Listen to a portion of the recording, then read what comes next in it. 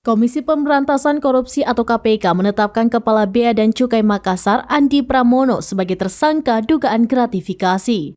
Juru bicara Penindakan dan Kelembagaan KPK Ali Fikri di Gedung Merah Putih KPK pada Senin 15 Mei 2023 mengatakan penetapan tersangka ini berawal dari klarifikasi laporan harta kekayaan penyelenggara negara atau LHKPN Andi.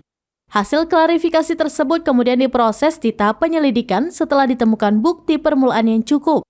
KPK meningkatkan penanganan perkara tersebut ke tahap penyidikan dan menetapkan tersangka.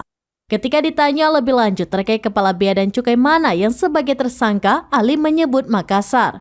Saat ini, tim penyidik terus mengumpulkan alat bukti, termasuk diantaranya penggeledahan di sejumlah tempat dan pemanggilan beberapa saksi.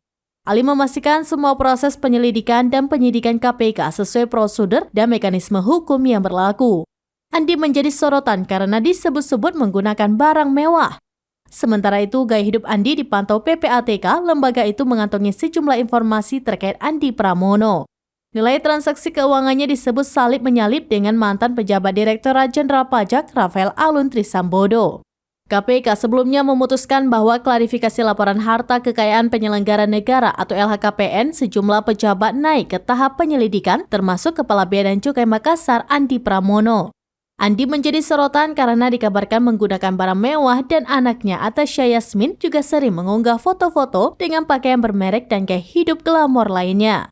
Andi Pramono sampai trending di media sosial lantaran harta kekayaannya yang fantastis, mulai dari rumah bak istana hingga anaknya yang sering pakai baju-baju mahal menjadi sorotan.